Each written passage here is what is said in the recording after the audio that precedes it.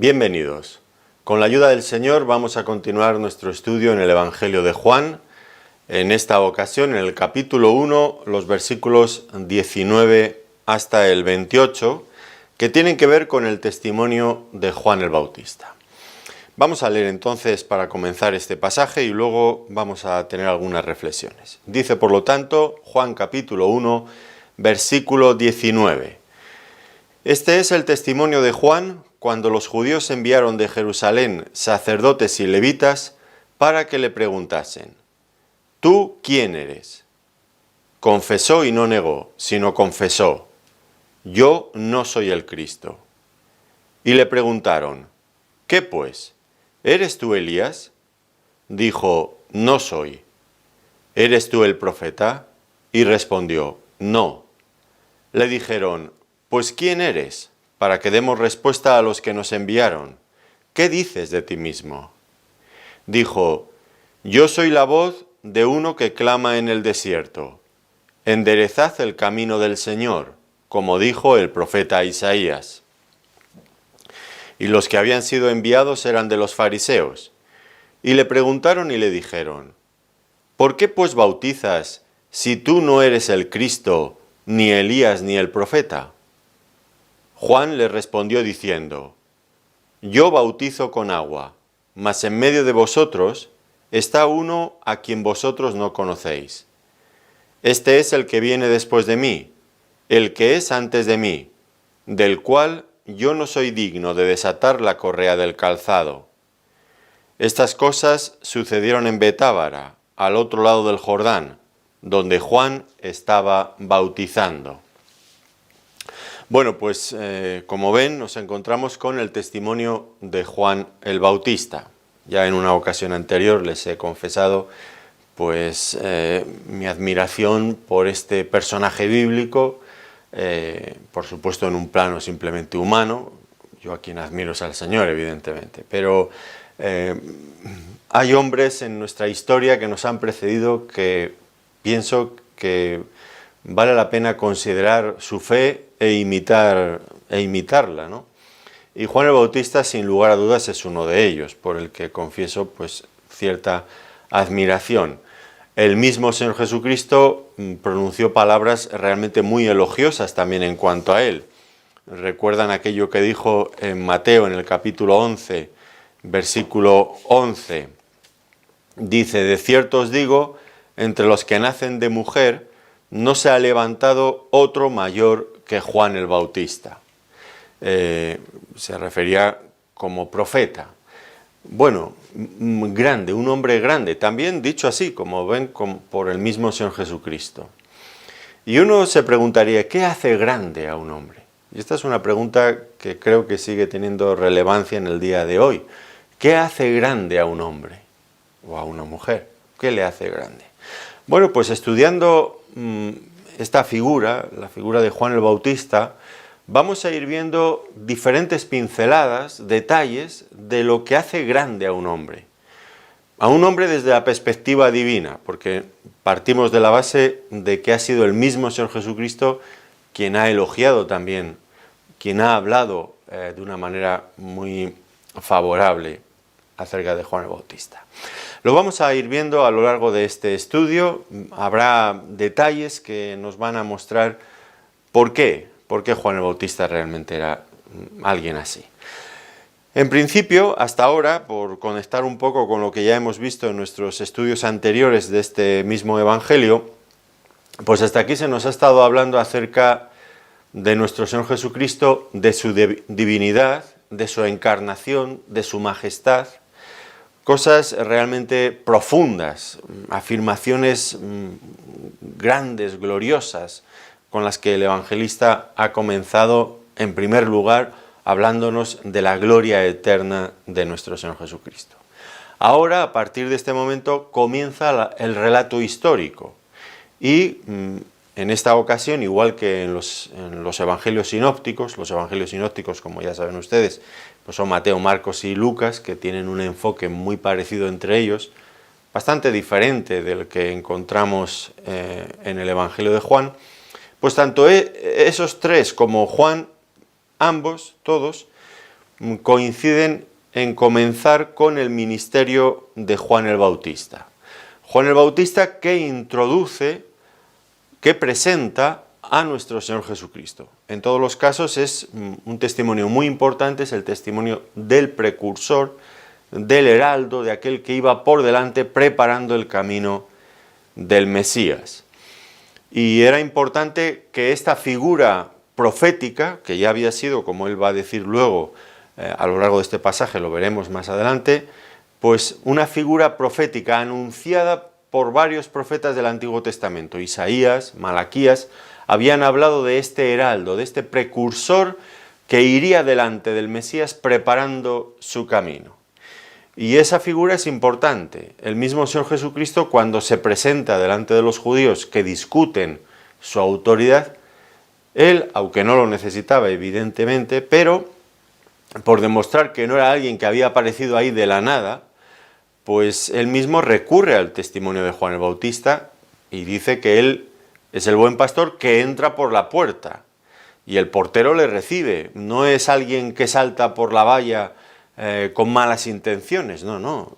El Señor Jesucristo vino en el mismo camino que habían anunciado los profetas y recibió el visto bueno, vamos a hablar desde esta perspectiva humana, recibió el visto bueno de aquel que las Escrituras habían anunciado que vendrían precisamente para hacer esa labor, presentar al Mesías.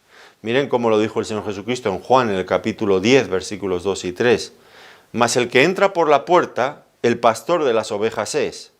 A éste abre el portero, y las ovejas oyen su voz, y a sus ovejas llama por su nombre y las saca. Aquí en esta figura, en este lenguaje metafórico o simbólico que el Señor utiliza, pues Juan el Bautista aparecería bajo la figura del portero, el portero que deja entrar solamente al pastor legítimo.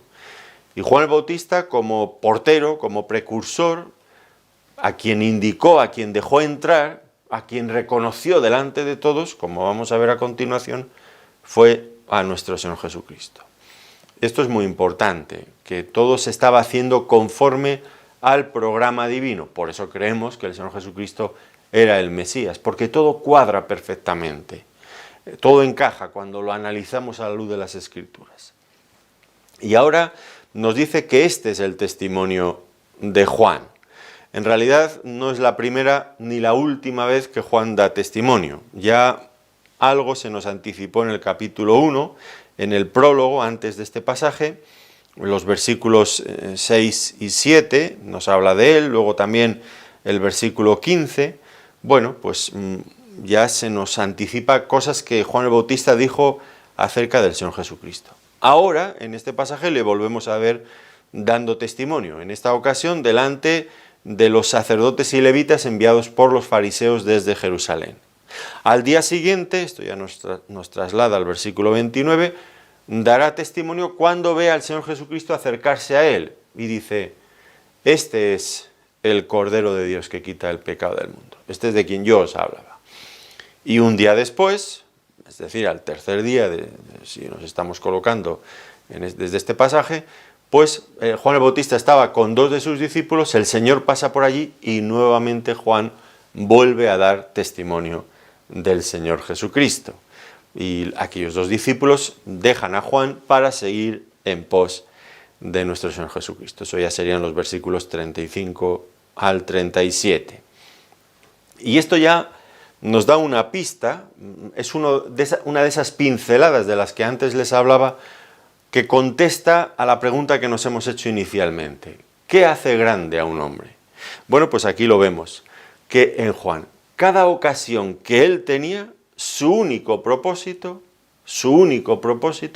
aquello para lo que él vivía, era concentrar la atención de todas las personas que le escuchaban para dirigirla hacia nuestro Señor Jesucristo, con la finalidad de que todos creyeran en Él, pusieran su fe en Él para que fueran finalmente salvados. Así que, ¿qué hace grande a un hombre? Pues miren, Juan el Bautista, todo su interés era hablar de Cristo, para que las personas creyeran en Cristo. Eso hace grande a un hombre. Eso, entre otras cosas, que luego vamos a ir viendo. Esto es un detalle importante, me parece. En cuanto al contexto en el que Juan el Bautista dio testimonio, dice que fue cuando los judíos enviaron de Jerusalén a una comitiva.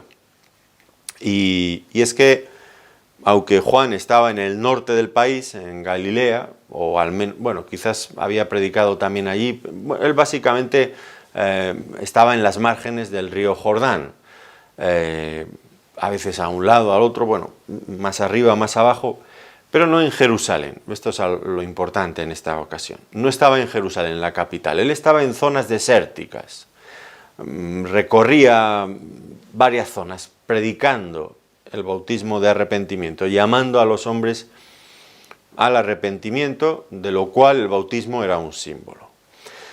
Y bueno, pues fue algo que conmocionó el país entero, porque todas las personas era de lo que hablaban en aquellos días, era el tema de conversación por todas partes.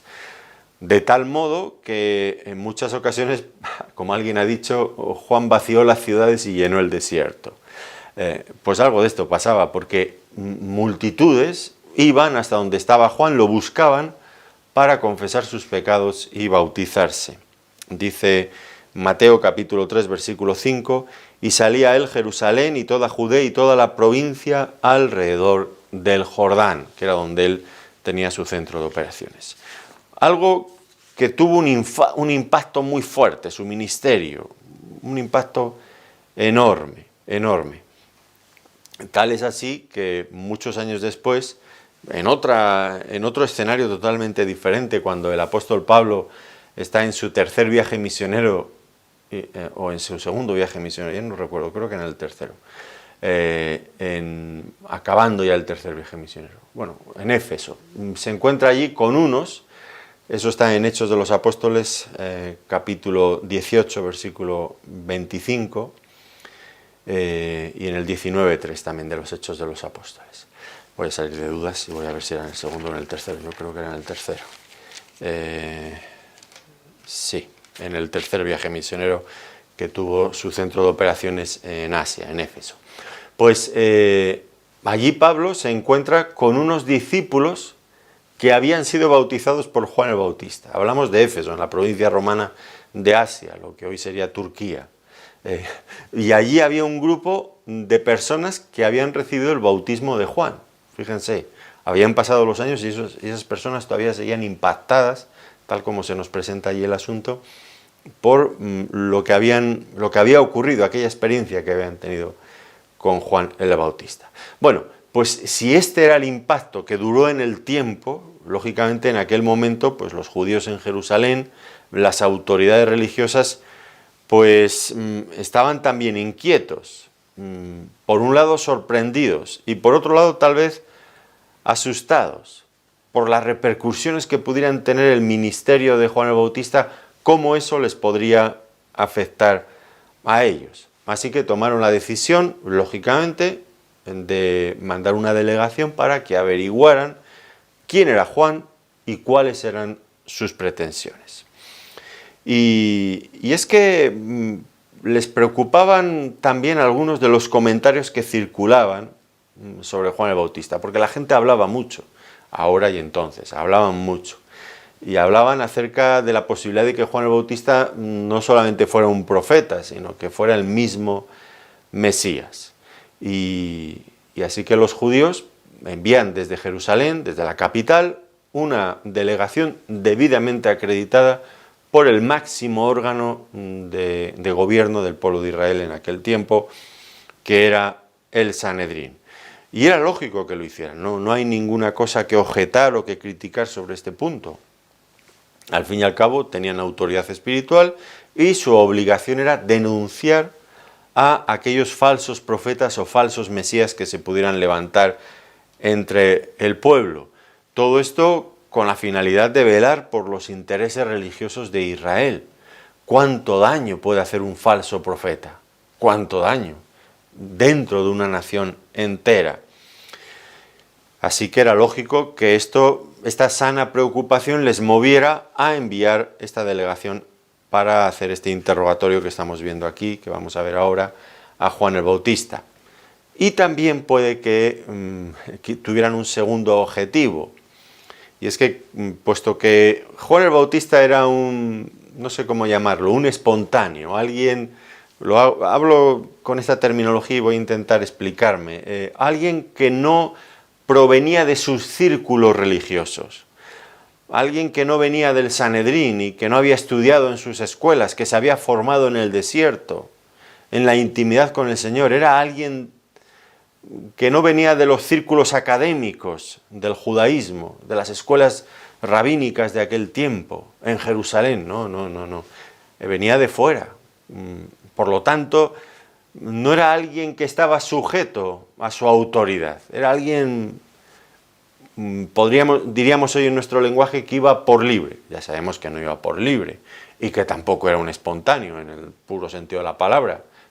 Había sido llamado por Dios, pero desde esa otra perspectiva no estaba sujeto a esa maquinaria religiosa del judaísmo de Jerusalén. Por lo tanto, con esa delegación y ese interrogatorio, probablemente también lo que querían era marcar quién manda aquí. Somos nosotros los que interrogamos, dirían ellos, y tú nos tienes que responder, porque nosotros somos la máxima autoridad.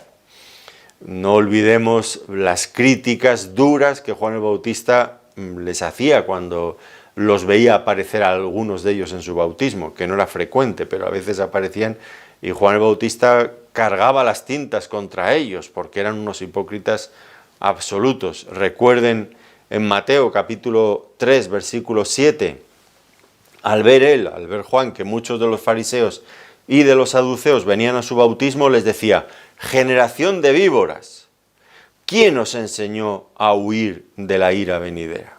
Bueno, es que este lenguaje, no sé si usted conoce muchos predicadores en el día de hoy, muchos pastores que prediquen en sus congregaciones diciéndoles generación de víboras, cuando la gente viene a escuchar el Evangelio, no, ¿verdad? No, porque hoy se adora en el altar de lo políticamente correcto y hay que guardar mucho las formas y la compostura y decir cosas bonitas para que la gente se vuelva a sus casas contentos. Pero aquí tenemos un profeta que decía la verdad que denunciaba el pecado con fuerza. No estaba buscando caer bien a la gente. Y esto es otra de las cosas que hace grande a un hombre de Dios. Hablar la verdad. Llamar a las cosas cual son, denunciar el pecado con seriedad, poner en evidencia la hipocresía, que son valores que ya no están de moda, bueno, que es que están prohibidos en nuestros días de hoy. A nadie se le puede decir generación de víboras. No, bueno, pues aquí lo tienen ustedes en la Biblia.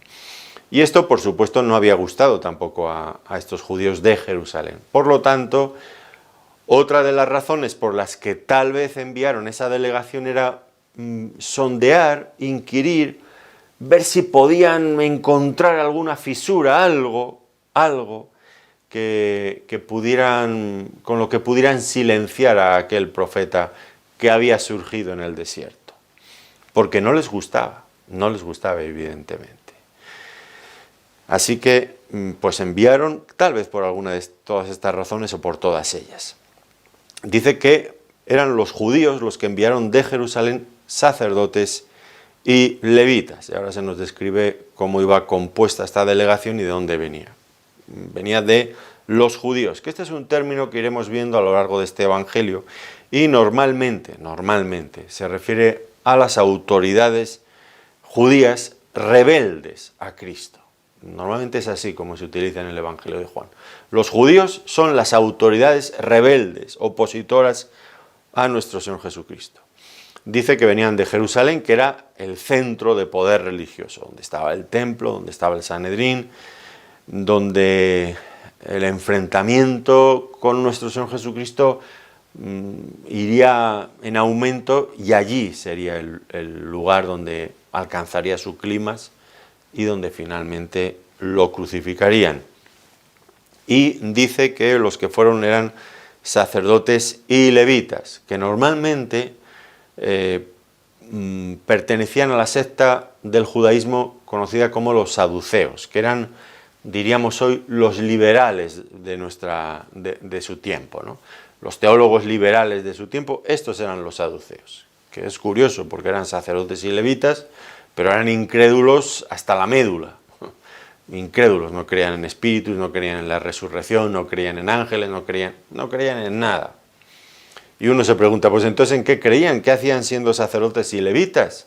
Bueno, es que la religión no está reñida con la incredulidad, y estos eran un ejemplo palpable de esta realidad. Y estos saduceos representaban una parte muy importante del Sanedrín, eran de hecho los que gobernaban. El sumo sacerdote era de esta secta, en fin, se contrastaba, en el lado opuesto estarían los fariseos, que luego van a aparecer también en este pasaje, que eran, pues, hoy en nuestros días si habláramos de política, diríamos extrema derecha y extrema izquierda, bueno, o algo parecido. Pues eran los que llegaron allí. ¿Por qué fueron los sacerdotes y levitas? No sé, tal vez como el padre de Juan el Bautista era sacerdote, pues tal vez pensaron que enviando a alguien de ellos, pues Juan colaboraría, se encontraría más dispuesto a colaborar contestando las preguntas que le estaban haciendo. Y la pregunta que le tenían que hacer, que formular, era: ¿tú quién eres? ¿Quién eres? Y aquí vamos a ver que constantemente le están preguntando por quién es Juan el Bautista. Y Juan el Bautista no tiene ningún interés en decir quién es él. No tiene ningún interés en esto. Y esta es otra de las cosas que hace grande a Juan el Bautista. ¿Por qué? Porque él podría haber hablado de sí mismo, ¿no? Le están preguntando: ¿y tú quién eres? Bueno, podría haber explicado muchas cosas de cómo el Señor le llamó, de cómo él había venido a cumplir ciertas profecías del Antiguo Testamento, podía haber hablado de todo lo que estaba haciendo. Nosotros somos un poco así, ¿no es cierto? Nos gusta hablar de nosotros, de lo que hacemos. Juan convierte esta oportunidad y cualquier otra que tenga, no para hablar de sí mismo, que no tiene interés en ello, sino para hablar, para dar testimonio acerca de nuestro Señor Jesucristo.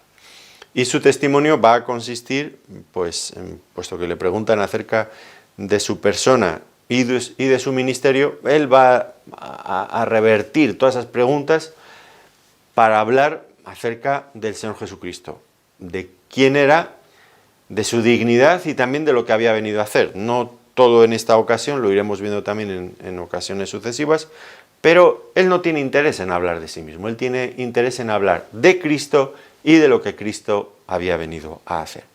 Esto marca también a un gran hombre, una gran mujer. Tan interesados como estamos por hablar de lo nuestro, que las personas se fijen en nosotros. Juan el Bautista, todas las miradas, todo tenía que ser para Cristo. Y él empieza contestando a esta pregunta: ¿tú quién eres? Y él contesta, tenemos que entender un poco, no solamente la pregunta que le hicieron, sino también lo que las opiniones que estaban circulando en aquel momento por allí. Y todo el mundo estaba pensando en que él o bien era el profeta o era el mismo Mesías. Y él empieza por contestar lo que no es. Y no quedarse con una gloria o con una dignidad que de ninguna manera le corresponde. Y él conoce lo que se está hablando de él por todos los lugares. ¿Y qué dice? Yo no soy el Cristo. Y con esto zanja todo el asunto. Que nadie piense de mí lo que no es. Por favor. Él deja el asunto claro para empezar.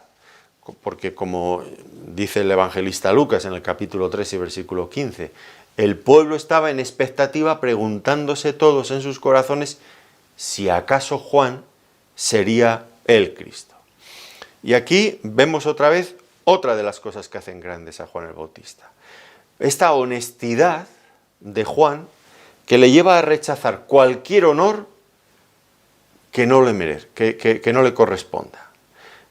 Por mucho que la gente le quiera dar honores, él no los quiere. Él cree que todos los honores deben de ser dados a Cristo. No busca su propia gloria. No busca ser engrandecido él. No.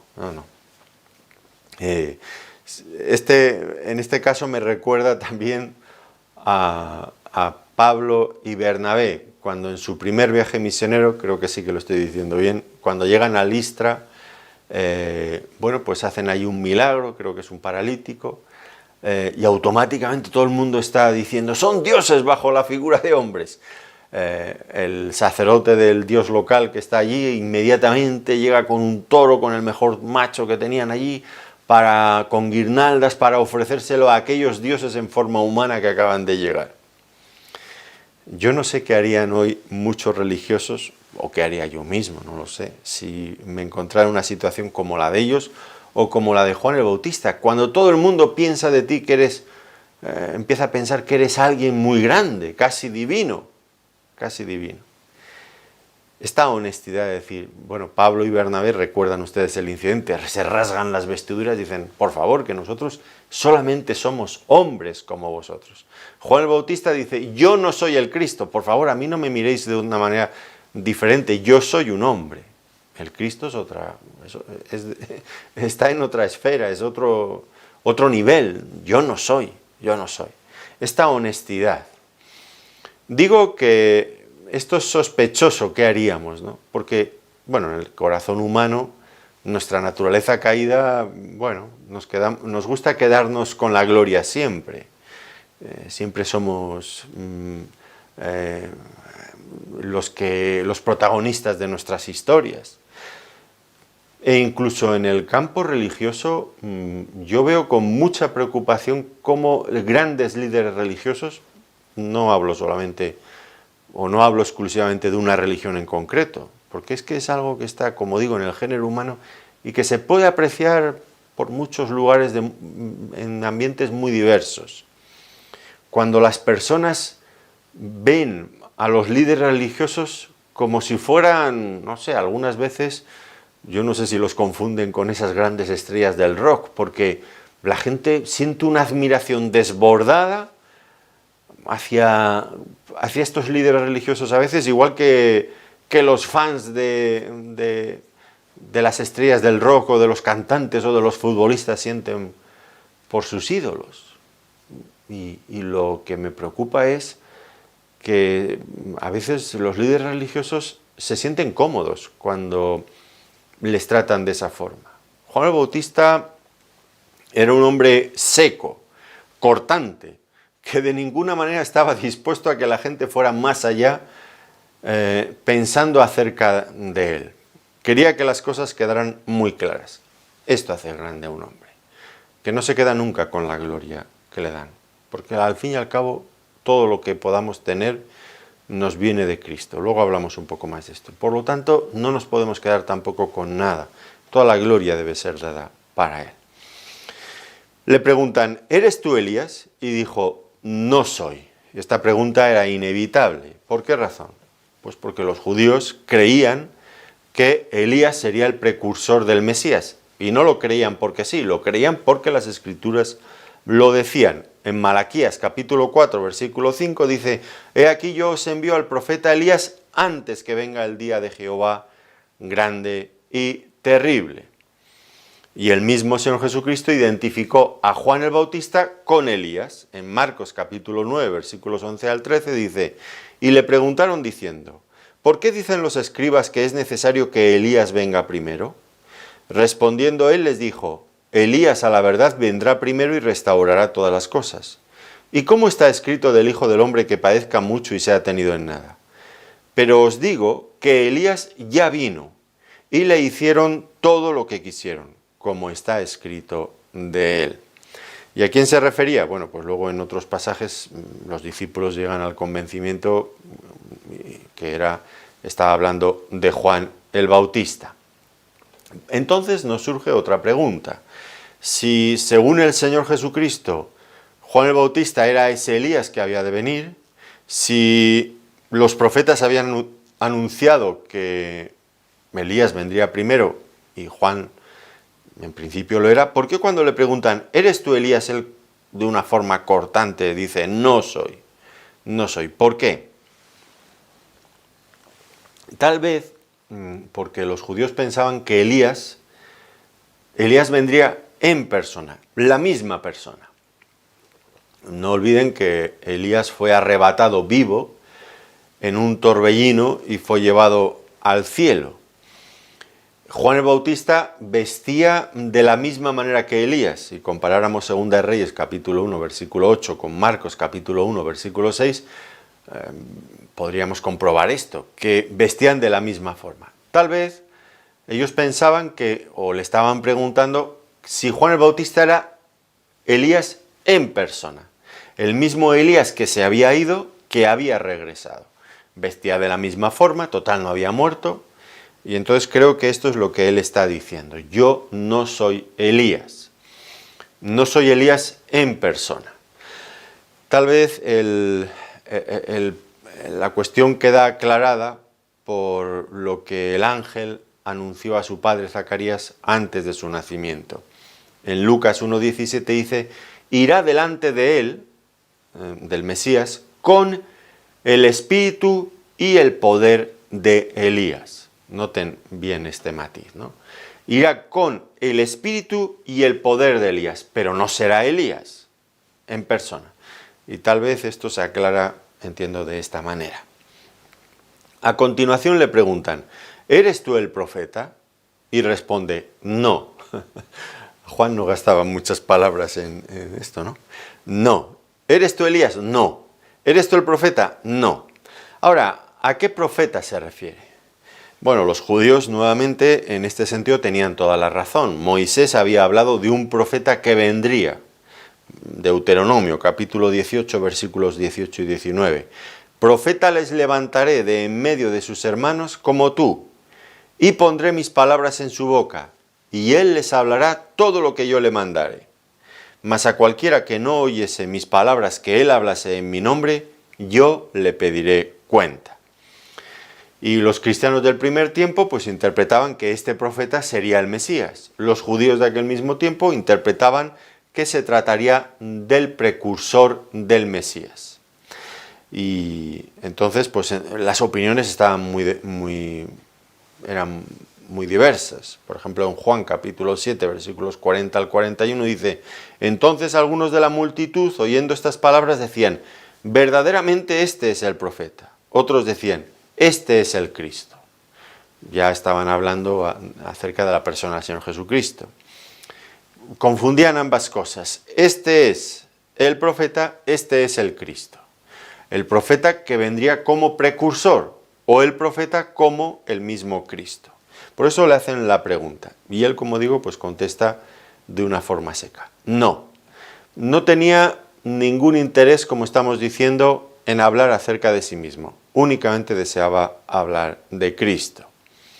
Y ahora le hacen otra pregunta. ¿Quién pues eres? Pues ¿quién eres?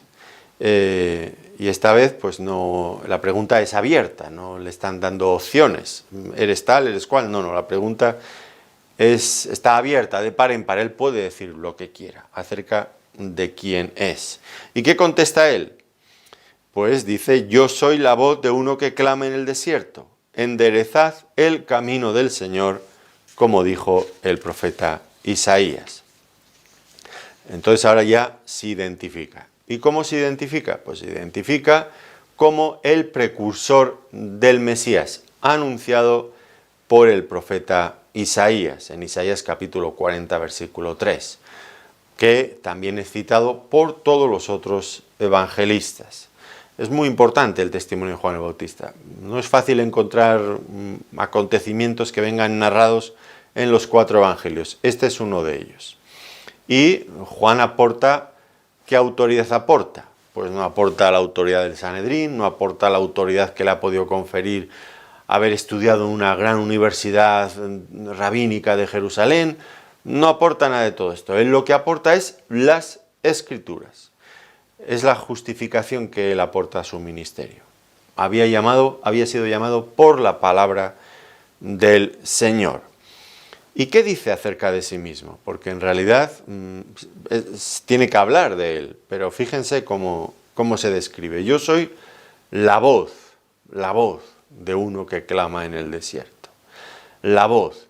Y con esto establece una clara diferencia con el Mesías, que ha sido descrito anteriormente aquí en el Evangelio como la palabra o el verbo. La palabra, el verbo eterno. Juan era simplemente una voz, mientras que Cristo es la palabra. Esta gran diferencia. Y esto también hace grande a Juan. Él va a estar constantemente contrastándose, comparándose con Cristo para explicar una y otra vez que Él es alguien insignificante en comparación con la grandeza de Cristo. Esto lo van a ver una y otra vez. Y es interesante ir apuntándose estas diferencias, ¿no? Yo soy la voz, Él es la palabra. Una voz que tenía una función, un ministerio, preparar el camino al rey. Y esto ellos lo entendían bien. Tal vez en nuestro tiempo moderno quizás no lo entendamos, pero en el contexto en el que ellos vivían lo entendían perfectamente. Era una costumbre que cuando un rey o alguien muy importante iba a visitar una zona de su reino, pues las distintas aldeas o pueblos en su camino se repartirían el trabajo. Cada término municipal tendría que cuidar, que preparar el camino por donde habría de pasar el rey. Eso implicaba, pues, si había baches en el camino, pues allanarlos, si había montículos, pues quitarlos para que el terreno fuera llano. Y esta cita de Isaías, capítulo 40, versículo 3, era interesante, porque en aquel momento Isaías estaba hablando proféticamente acerca del pueblo cuando estarían cautivos en Babilonia, y Dios se disponía a ir a visitarles. Y entonces, pues, se anuncia esta necesidad de que se preparasen para la llegada del rey. Les iba a visitar Dios mismo. Claro, por supuesto, no estaba hablando de un camino literal, sino que estaba hablando de sus propios corazones. Tenían que preparar sus corazones. Esas cosas que hay en el corazón humano que a veces son demasiado oscuras, demasiado profundas, demasiado bajas, había que sacarlas a luz. Aquellas cosas que se elevan, nuestro propio orgullo y vanidad, todo eso había que allanarlo. Todas esas cosas. El pecado en el corazón humano tenía que llegar a estar a cuentas con Dios para que el Rey, el mismo Mesías, el Dios eterno que venía a este mundo encarnado, pues pudiera encontrar vía libre hasta el corazón, en el corazón de las personas. Y Juan el Bautista tenía que llevar a cabo esta labor. Él tenía que ir delante del Mesías, no preparando los caminos, sino preparando los corazones. Y eso es lo que él llevaba tiempo haciendo por medio de su predicación y del bautismo que él practicaba, que era un bautismo de arrepentimiento. Un llamamiento a cada persona para que se arrepintiera como requisito, fíjense bien, el arrepentimiento como un requisito imprescindible para recibir después al Mesías, al Señor Jesucristo. Y en este sentido, esa misma delegación enviada por el Sanedrín desde Jerusalén, esa delegación de gente religiosa, ellos también tenían que escuchar el llamamiento de Juan el Bautista al arrepentimiento, como requisito para recibir después al Mesías. Y esta humildad de Juan, cuando él se presenta de esta forma, yo no soy, yo soy simplemente una voz. El que esperáis viene después y es alguien inmensamente más grande que yo. Esta humildad, que la hace grande también, otro de los detalles que hacen grandes a Juan, esta humildad rara, porque la humildad es un valor a la baja desde hace mucho tiempo. Ahora se exalta todo lo contrario, que demostremos quiénes somos y que lo hagamos notar por todos los medios. Humildad, nada. Usted ve el auge de las redes sociales en nuestro tiempo. ¿Y en qué se basa las redes sociales? Bueno, pues en que cada uno manifieste, tenga ahí un escaparate donde publicar todo lo que él es. Humildad, nada. Vanidad, vanidad y vanidad. Dosis ingentes de vanidad. Tengo un escaparate al mundo, donde todo el mundo me puede ver. Y por supuesto, pues no vamos a poner allí, bueno, yo no publico nada mío en las redes sociales, creo que nunca lo he hecho, aunque sí que trabajo en las redes sociales, mucho, pero siempre para publicar estudios bíblicos, nunca para publicar nada de mí. Es raro, dudo que ustedes puedan encontrar algo mío en las redes sociales que no sean estudios bíblicos o testimonios. Pero, claro, las personas que pues ponen ahí, hacen sus publicaciones, van a elegir su mejor foto, su mejor cara, su mejor vestido, su mejor sonrisa, su mejor... Nada de humildad, todo el mundo nos mire y nos admire. Yo no sé a veces si las redes sociales son un poco para personas con complejos que quieren encontrar una salida para... No lo sé.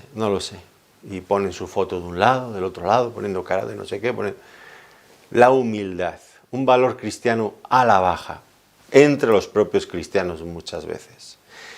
Y ahora se prima eso, que todo el mundo se dé cuenta de lo importante que yo soy. Buscar seguidores, que las personas nos sigan, que nos pongan me gusta, pulgares arriba, solicitando en todos los lugares, en los canales de YouTube, en las redes sociales, en Facebook, en Twitter, pulgares arriba, que pongas me gusta, porque eso, en fin, esta vanidad que inunda el mundo. Y en medio de todo eso, esa fiebre, es tan hermoso encontrarse un hombre como Juan el Bautista, con esta humildad tan rara, que si él pudiera, siempre se colocaría en la parte de atrás, que nadie le viera, que nadie supiera de él.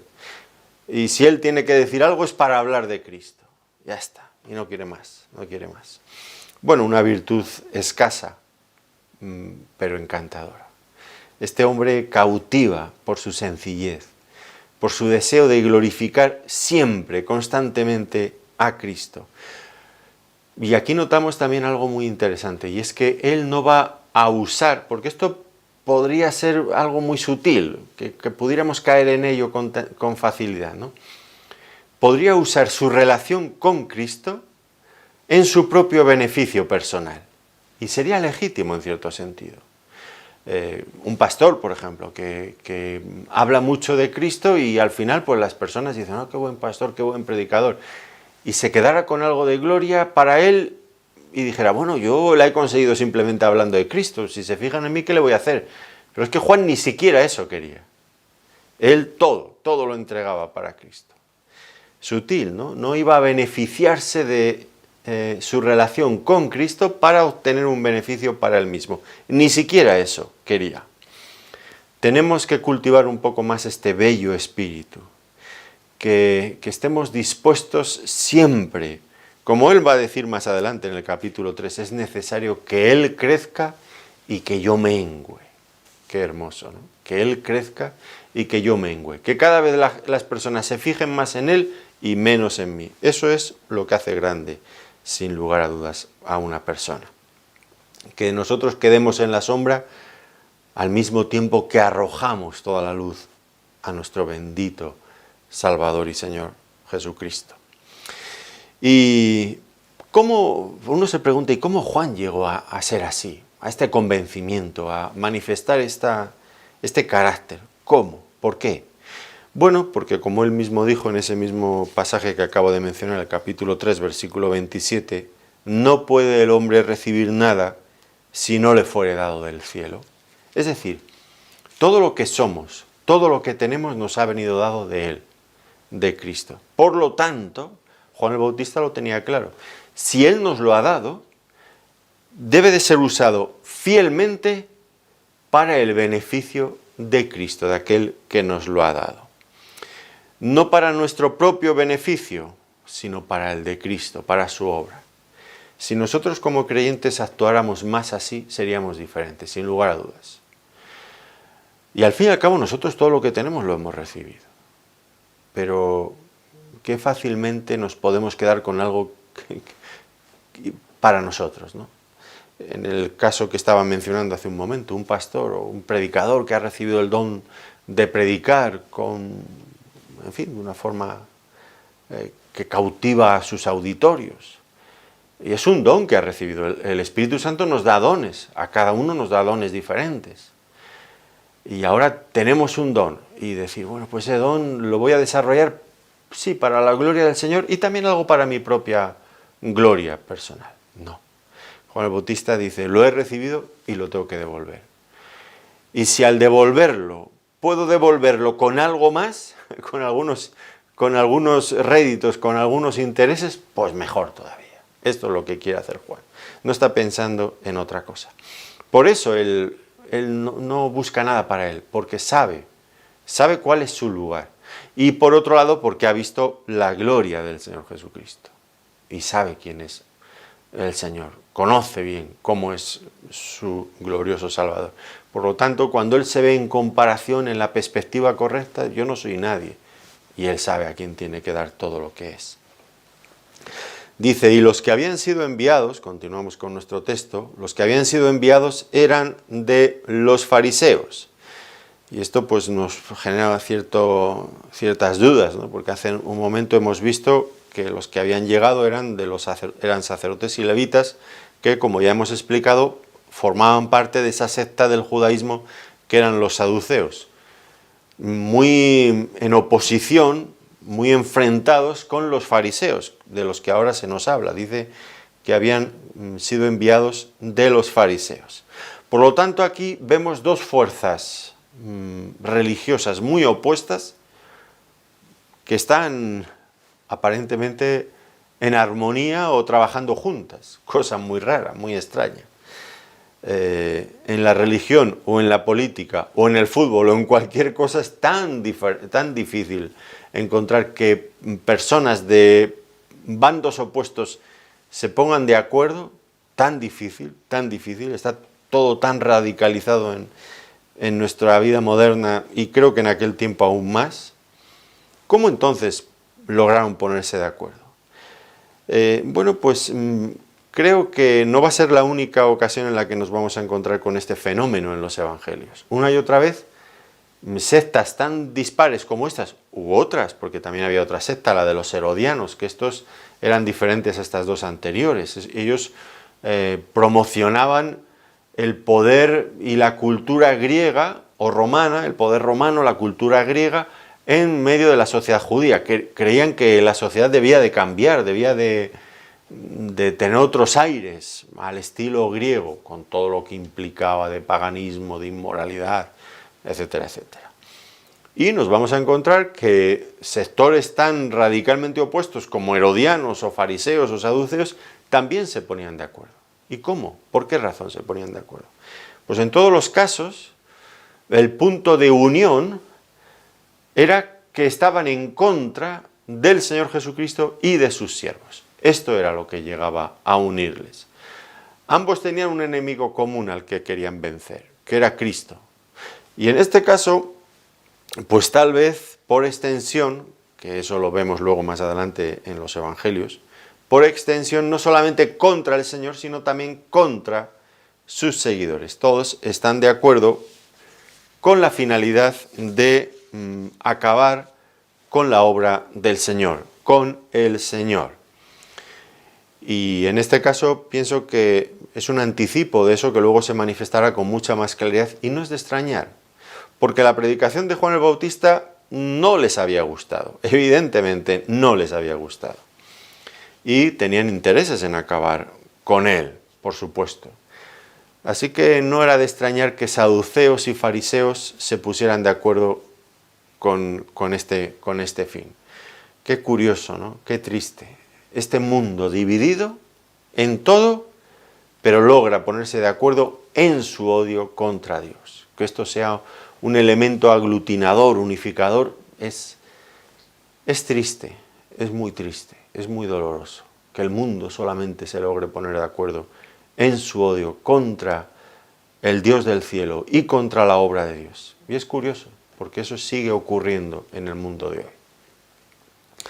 Ahora le hacen otra pregunta. ¿Por qué pues bautizas si tú no eres el Cristo, ni Elías, ni el profeta? Bueno, ellos evidentemente consideraban el bautismo como un rito oficial. Y si Juan el Bautista no era ni el Cristo, ni Elías, ni el profeta, tampoco les parecía apropiado que estuviera bautizando. Y pues aquí ya les vemos un poco con sus intenciones. ¿Qué buscaban? Pues que abandonara inmediatamente su programa de bautismos, porque no les gustaba, ya lo hemos visto, no les gustaba. No querían que siguiera bautizando, aparte de que no bautizaba de acuerdo con la autoridad religiosa que fluía desde Jerusalén, del Sanedrín. Era alguien que iba al margen de la religión oficial. No les gustaba. No les gustaba que no se sujetara a su autoridad, no les gustaba que denunciara también sus propios pecados, porque ellos, los judíos, desde el Sanedrín también practicaban el bautismo de prosélitos. Personas que no eran judíos, pues mostraban interés y podían llegar incluso a circuncidarse y entrarían a formar parte de esa comunidad, pues también por medio de cierto bautismo de prosélitos que ellos practicaban. Pero aquí era donde radicaba la gran diferencia entre el bautismo de prosélitos que ellos practicaban y el de Juan el Bautista. Es que Juan el Bautista no solamente llamaba a gentiles y a paganos a arrepentirse de sus pecados para encontrarse con el Mesías, que era ya inminente su llegada, sino que Juan el Bautista llamaba también a los judíos al arrepentimiento. Y a los líderes religiosos también los llamaba al arrepentimiento. Y esto era lo que les descuadraba y les incomodaba tanto. Todos tenían que arrepentirse y bautizarse. Y ahora él va a hablar de lo que él hacía, de su bautismo. Y él dice, yo bautizo con agua. Que un poco más adelante, en el versículo 33, usará este mismo argumento para compararlo, contrastarlo con el bautismo del Mesías. Y ahí una vez más, él vuelve a establecer las diferencias. Yo bautizo con agua, el que viene después de mí bautizará con el Espíritu Santo. Colocando cada cosa en su lugar. Al fin y al cabo, el bautismo con agua, como él mismo va a decir, no era nada. Lo importante, lo realmente importante, era el bautismo en el Espíritu que traería Cristo. El bautismo de Juan, he dicho, no era nada. Bueno, no era nada en sí mismo. Lo era en relación con el bautismo del Mesías. El arrepentimiento por sí solo no sirve de nada, en tanto y cuando no llegamos a la fe en Cristo y que Él nos regenere por medio del Espíritu Santo. Así que esto era muy importante. El bautismo de Juan era simplemente para arrepentimiento, era un paso previo, era preparatorio, para que los corazones se prepararan debidamente para el encuentro con el Mesías. Si el Mesías no venía, si no aceptaban al Mesías cuando llegara, el bautismo de Juan en sí mismo no valía. Y de esto encontramos evidencia en ese pasaje que antes he mencionado de Pablo, cuando en Éfeso se encontró aquel grupo que empieza a hablar con ellos y les dice, bueno, ¿y vosotros en qué fuisteis bautizados? Dice, fuimos bautizados en el bautismo de Juan el Bautista, pero no hemos oído hablar, no hemos sido bautizados en el Espíritu Santo. Y entonces Pablo se da cuenta inmediatamente que esas personas están perdidas, solamente tienen el bautismo de Juan, que era para arrepentimiento, les dice, eso lo pueden encontrar en Hechos 19, versículos 1 al 7. No servía de nada por sí mismo, y automáticamente Pablo empieza a predicarles lo que les faltaba a esas personas. Pues ¿qué les faltaba? Escuchar acerca del Mesías, de lo que el Mesías había hecho para que pusieran su fe en él. Y entonces, y solamente entonces, ellos recibieron el Espíritu Santo y manifestaron las mismas evidencias que los judíos al principio habían manifestado cuando recibieron el Espíritu Santo la primera vez en Jerusalén. Por lo tanto, pues estos datos, estos hechos nos revelan una cuestión fundamental. El bautismo de arrepentimiento de Juan no servía por sí solo para nada, solamente como un paso previo para encontrarse con el Espíritu Santo, con el Señor Jesucristo, que les daría el Espíritu Santo. La combinación de ambas cosas sí que tenía valor, pero el bautismo de Juan por sí solo nada. Y al final, quien haría la obra, quien tenía el poder transformador, solamente era Cristo, por medio de su bautismo en el Espíritu Santo. Y Juan lo tiene claro desde el primer momento. Y él no vuelve otra vez a colocarse en la posición correcta. Mi bautismo es solamente de agua, pero él os bautizará con el Espíritu Santo. El suyo, viene a decir, es el que tiene realmente valor. Dice, le sigue hablando a los judíos, mas en medio de vosotros, acaba diciéndoles, está uno a quien vosotros no conocéis. Y aquí ya empieza a hacer lo que le gusta. Dejar de hablar de sí mismo para hablar de Cristo. Uno que estaba en medio de ellos, pero que no le conocían. Que no le conocían. Y es tremendo esto, ¿no? Este hecho. Tal como Juan ha venido hablando, les ha venido hablando a estos que le estaban haciendo el interrogatorio, pues yo, si hubiera estado allí, Juan tanto interés en hablar de una persona tan maravillosa, no quiere hablar de sí mismo porque le parece que no hay interés alguno en hablar de sí mismo, solamente de esa persona que viene después, que ya está entre ellos. ¿Cuál habría sido la reacción lógica a todo esto? Pues lo lógico habría sido decirle, bueno Juan, pero entonces ¿de quién nos estás hablando? Porque si todo el mundo está tan fascinado contigo y tú dices que no eres nadie en comparación con ese que viene después, ¿quién es? Preséntanoslo, dinos quién es. Y ellos no le conocían y no tenían interés en conocerle. Y esto es patético, es penoso, es doloroso, es triste, es triste, es triste. Es triste que esto pueda llegar a ocurrir. Y estamos hablando de personas religiosas, nótenlo bien. Personas que habían venido desde el máximo órgano de gobierno religioso del judaísmo. Y ellos no querían, no tenían interés en conocer al Mesías. De hecho, lo que vamos a ver, y es un fenómeno que se repite multitud de veces, es que su propia religión era un obstáculo para que llegaran a conocer a Cristo. Y alguien dirá, por favor, repítanoslo. ¿Cómo la religión puede ser un obstáculo para que conozcamos a Cristo?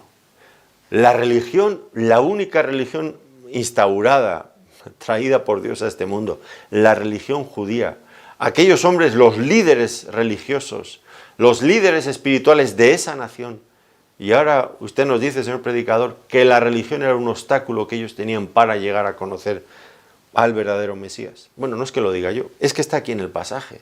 Es que está en todos los evangelios. Su religión fue un obstáculo. ¿Por qué? Porque la religión era donde ellos se sentían cómodos. La religión traía gloria y honor sobre ellos. La religión les servía para autojustificarse. La religión les hacía sentirse importantes en este camino hacia la salvación, porque ellos pensaban salvarse por sus obras religiosas. Por lo tanto, cuando Cristo vino y les dijo, vuestra religión no sirve para nada, tenéis que creer en mí. Y no tenéis que confiar en vuestra religión o en vuestra ascendencia religiosa, sino en mí.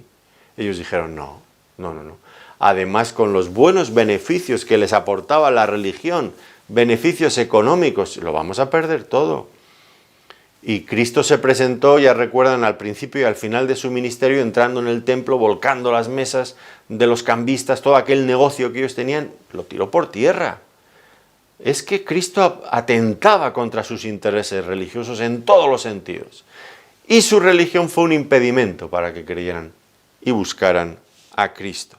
Y esto ha ocurrido tantas y tantas veces. ¿No les ha pasado a ustedes nunca que van a hablarle del Evangelio a una persona y le dicen, mira, querría compartir contigo el Evangelio de Jesucristo? No, yo ya soy religioso, yo ya tengo mi religión. De repente recuerdan en ese momento, cuando les intentas hablar de Cristo, que ya tienen su religión. Y luego les preguntas, ¿y tú haces mucho caso de tu religión? Bueno, una frase que aquí en España se utiliza mucho. Bueno, yo soy católico, pero no practicante, pero ya tengo mi religión y con mi religión me vale. Oye, ¿y de qué te sirve tener tu religión si eres solamente un religioso de nombre pero no practicante? Y ahora cada vez hay más evangélicos que también son evangélicos poco practicantes o nada practicantes, muchas veces, que han asumido eso como una religión. Y eso les impide llegar a conocer a Cristo de verdad. Y esto es un verdadero problema, es un verdadero problema. Esta insensibilidad que produce la religión para que el hombre no llegue a conocer a Cristo, a su verdadero Salvador. Y Juan termina diciendo, del cual, de este que viene, del que está hablando tan elogiosamente y del que ellos no tienen interés en conocer, dice, del cual yo no soy digno de desatar la correa de su calzado. Y aquí vemos otra vez más, ya para rematar todo, vemos cómo él, ¿por qué él es grande de verdad? Pues porque él reconoce que es poca cosa, que no es nada, toda su admiración espiritual, moral, es hacia Cristo. Y él dice, yo soy un siervo, yo soy siervo suyo, que no soy digno ni de hacer los trabajos más humildes de un siervo en relación con este gran Señor que yo tengo. Esta es la posición correcta. Es grande porque sirve. Y es lo que enseñó el Señor Jesucristo. Si alguno quiere ser el mayor entre vosotros, sea el servidor de todos. Juan es grande porque sirve, porque reconoce su posición de servidor. Cuando empezamos a olvidarnos de que somos siervos para sentirnos un poquito señores, pues es cuando perdemos el norte, cuando empezamos a ser poca cosa. Somos grandes, o llegaremos a ser grandes, cuando asumamos nuestra posición de siervos de Cristo. Y Juan, él es siervo, pero es siervo con admiración hacia su Señor. Es siervo voluntario, rendido voluntariamente, y admira. Es un siervo no ganado porque las legiones romanas hayan llegado hasta alguna ciudad o provincia y hayan vencido y se hayan llevado a las personas como esclavos. No. Juan es siervo por decisión propia, rendido al Señor por admiración, por amor, por devoción. Esto es lo que hace grande de Juan. Todo su corazón, todo su amor es por el Señor. Le ha vencido con su amor. Le ha vencido con la grandeza de su ser. Y no quiere hacer otra cosa, nada más que llevar a todas las demás personas con las que se cruza en su camino para que lleguen a conocer la belleza, la grandeza del Mesías del que él venía hablando desde hacía tiempo. Pues él es grande por esto, es grande por esto. Y nosotros, si queremos ser hombres y mujeres grandes delante del Señor, tendremos que imitar esto. Anonadarnos, cada vez ser menos nosotros mismos para vivir más para Él. Y eso al final es lo que hace grande a una persona. Hoy hablamos de Juan el Bautista, a pesar suyo, me temo. Y hablamos de esta belleza de su carácter y de su ministerio. Ya digo, a pesar y en contra de lo que habría deseado Juan. Pero lo hacemos porque hay algo raro en su forma de vivir, pero hermoso. Vivir de tal manera para dar gloria al Señor, una vida consagrada a ese propósito. Sin duda no puede haber nada más grande. Y en contrapartida, pues la tristeza de estos religiosos, que teniendo delante de sí esta oportunidad de conocer al ser más glorioso que ha visitado este mundo, pues dijeron no, no tenían ningún interés. ¿Qué contraste más fuerte? Juan, profundamente enamorado del Mesías, estos otros, totalmente indiferentes, un corazón frío como un témpano de hielo. Pues qué triste, cuando luego más adelante el Señor les pregunta a estos mismos, ¿y vosotros qué pensáis del bautismo de Juan? ¿Era de Dios o de los hombres? No sabemos, no sabéis. Claro que sabían, pero no estaban dispuestos a reconocerlo. Bueno, ¿en qué lado nos colocamos nosotros? ¿Somos fríos religiosos? ¿O somos personas, hombres y mujeres, cautivados por la belleza de Cristo, viviendo enteramente para Él, deseando que Cristo cada vez crezca más en nosotros y nosotros cada vez menguemos? Bueno, cada uno tenemos que tomar nuestra propia decisión. Yo me gustaría, reconozco, ser más como Juan el Bautista. Y anhelo, desde luego que sí, ese es mi ruego al Señor y mi meta en esta vida. Que el Señor nos ayude y nos bendiga y nos prospere en este camino, en esta ilusión, en esta meta. Y si usted no es un creyente, pues, ¿qué le puedo decir? Que en Cristo es el ser más grande y más maravilloso que ha pasado por este mundo. Y quiere ser su Salvador. Y quiere ser también su Salvador. No deje de rendirse a Él y entregarle su vida a Él. Vivir para Él vale la pena. Muchas gracias por habernos acompañado en este tiempo de estudio bíblico. Que el Señor les bendiga muy ricamente. Muchas gracias.